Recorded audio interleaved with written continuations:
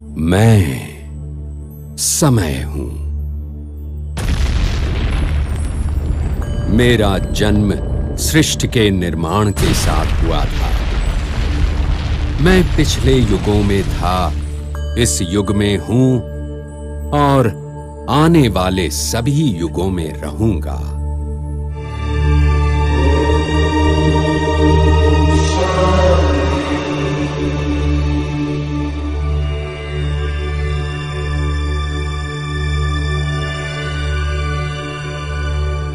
ओम शांति। 7 दिवसीय राजयोग ज्ञान योग कोर्स के 5वें दिन में आप सभी दिव्य आत्मन का दिल से हार्दिक स्वागत करते हैं। आज का विषय है सृष्टि चक्र या काल चक्र का रहस्य, वर्ल्ड ड्रामा व्हील। चित्र में देखिए, सृष्टि का यह चक्र जिसे काल चक्र भी कहते हैं, यह 5000 वर्ष का है। शिव भगवान उवाच, आप इस ज्ञान को सीखने पहली बार नहीं आए हैं। आप 5000 वर्ष पूर्व भी इसी स्थान पर, इन्हीं परिस्थितियों में, इसी रंग रूप में आए थे, क्योंकि इस सृष्टि रूपी रंगमंच के इस नाटक की हूबहू पुनरावृत्ति होती रहती है ना अद्भुत रहस्य की बात। अब इस रहस्य को अच्छे से समझ लेते हैं।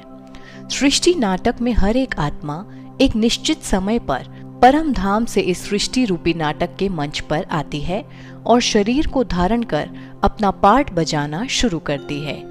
इस काल चक्र के 4 भाग हैं, जैसा कि पिक्चर में दिखाया है। सबसे पहले सतयुग और त्रेता युग के सुंदर दृश्य सामने आते हैं और इन 2 युगों की सुखपूर्ण सृष्टि में पृथ्वी मंच पर सिर्फ आदि सनातन देवी देवता धर्म वंश की मनुष्य आत्माओं का पार्ट होता है।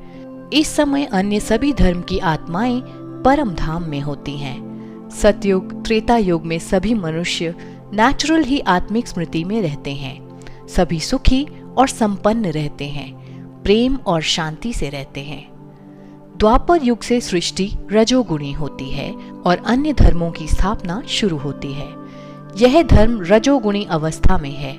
शुरू में इब्राहिम से इस्लाम धर्म, फिर बुद्ध से बौद्ध धर्म, फिर क्राइस्ट से क्रिश्चियन धर्म और गुरु नानक देव जी द्वारा सिख धर्म की स्थापना होती है।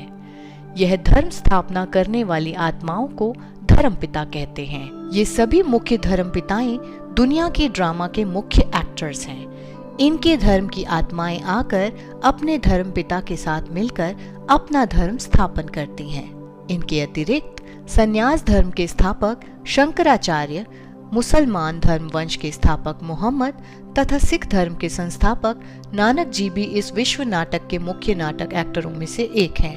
द्वापर से भगवान को लेकर अनेक मतांतर प्रारंभ हुए, जिसके कारण और देहभान के कारण द्वापर युग तथा कलयुग की सृष्टि में अशांति और लड़ाई झगड़ा तथा दुख होता है। इस प्रकार से अनादि और पूर्व निश्चित यह सृष्टि नाटक चक्र हर 5000 वर्षों में पूरा होता है।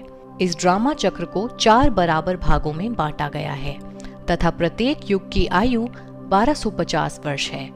कलयुग के अंत और सतयुग की शुरुआत के बीच 100 वर्ष के समय को पुरुषोत्तम संगम युग कहा जाता है।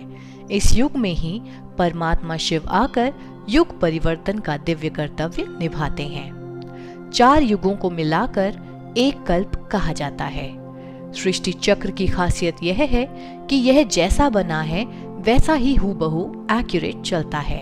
इसलिए परमात्मा कहते हैं, जो भी हो रहा है वह नथिंग न्यू। सब सीन हूबहू रिपीट होते रहते हैं। जिस प्रकार इस दुनिया के फिल्म में एक रील रिकॉर्ड होती है, फिर उसे जितनी बार चलाएंगे वह वैसे ही चलती है। यह सृष्टि नाटक का ज्ञान बुद्धि में रखने वाले अपने स्वयं के पार्ट को और दूसरों के पार्ट को भी साक्षी हो देखते हैं। इसलिए वह दुखी होने की बजाय सुख का अनुभव करते हैं। जैसे गीता में भी कहा गया है कि जो योगी संसार को साक्षी हो देखता है और तनिक भी विचलित नहीं होता, उसे स्थित प्रज्ञ कहा जाता है। सृष्टि चक्र स्वास्तिका के रूप में समझाया है। स्वास्तिक अर्थात शुभ अस्ति। हिंदुओं में नारायण के हाथ में भी स्वदर्शन चक्र इस सृष्टि रूपी नाटक चक्र के ही घूमने का प्रतीक मात्र है। स्वास्तिक का चिन्ह इसी सुदर्शन चक्र का प्रतीक चिन्ह है। संसार की हिस्ट्री ज्योग्राफी लाखों अरबों वर्ष की है, यह मान्यता असत्य है।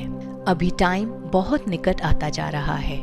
अभी के भयावह समय को पूरी तरह समझते हुए और दुनिया की हालत, वर्तमान आसार, चिन्ह आदि देखते हुए समझ लो कि अभी यह पुरानी दुनिया का अंत का समय चल रहा है।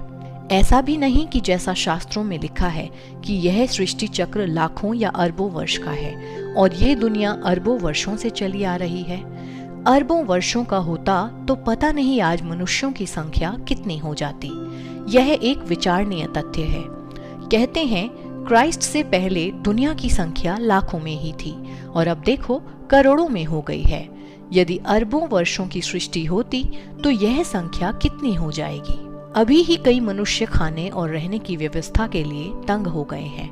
ऐसे ही अरबों वर्ष चलता तो पता नहीं दुनिया की हालत क्या होती।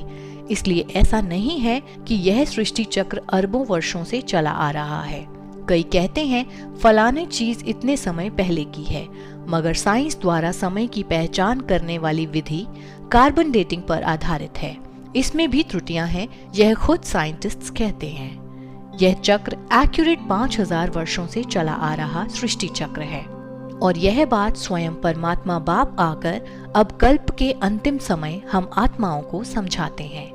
संसार की हिस्ट्री कोई लाखों अरबों वर्षों की नहीं है और उतनी आपको मिलेगी भी नहीं। जब है ही नहीं तो कहां से मिलेगी।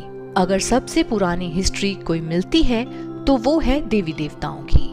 देवताओं की टाइम की गिनती करें तो वो है 5000 वर्ष पहले की। उस हिस्ट्री में देवताओं की लाइफ देखें तो वह सबसे ऊंची सभ्यता से भरी हुई थी। उस समय दुनिया में कोई रोग शोक का नाम भी नहीं था, अकाले मृत्यु नहीं थी, तो वो सबसे ऊंचा स्वर्ग समान समय था। इसलिए परमात्मा समझाते हैं वो नई दुनिया अब समय प्रमाण पुरानी जर्जरीभूत हो गई है, दुखों से भर गई है।